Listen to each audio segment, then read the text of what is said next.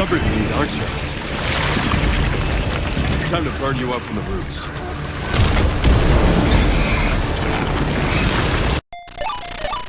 The recent years of Resident Evil have a lot of similarities, at least when playing in third person. Usage of weapons, the tech you can or cannot do in some games, the resource management, and the boss fights are all pretty set in stone at this point.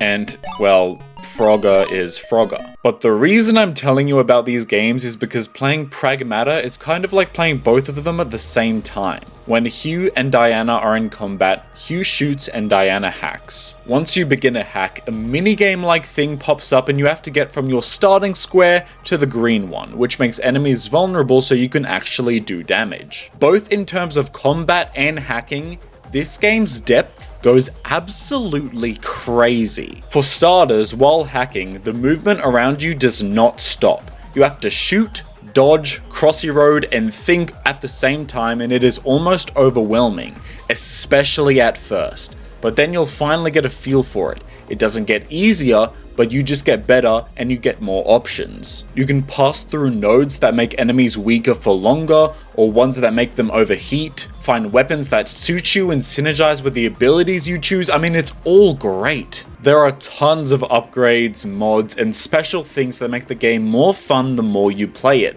which is a really nice touch. One of my only complaints with the combat is that I do feel it gets repetitive at a few select points, but those are few and far between. And you know what's crazy?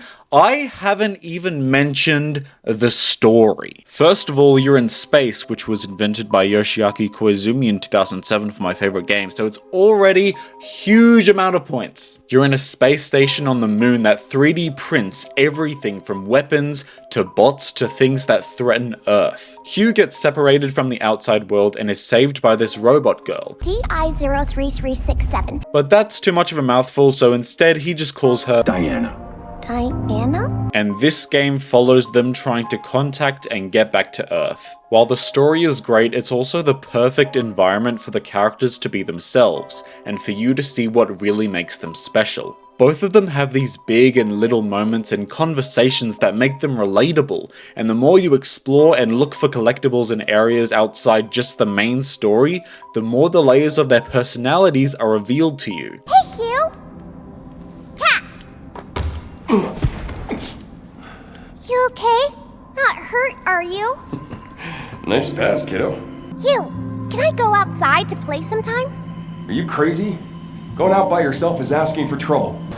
Oh, getting close to snack time. Do humans really need to eat more than once a day? Your energy efficiency doesn't seem good. Sure, that's fair. But sharing a meal is more than just recharging. I was an orphan, so at dinner with my new family, just having someone that'd listen was magical. It was all kid stuff, but they were always there. Talking with someone who just accepts you for you is a kind of nourishment, but for your soul. You can get nutrients from talking? During levels, you can go back to the shelter almost whenever you want.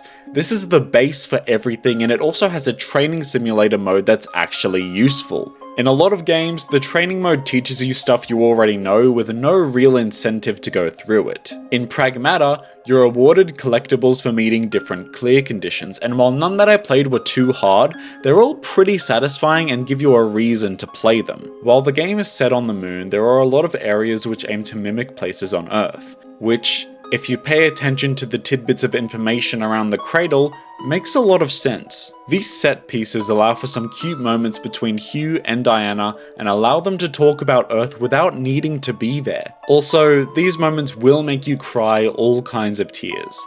If you don't, you might not have a soul. On a scale from clay to emerald, I'm giving Pragmata a wonderful sapphire.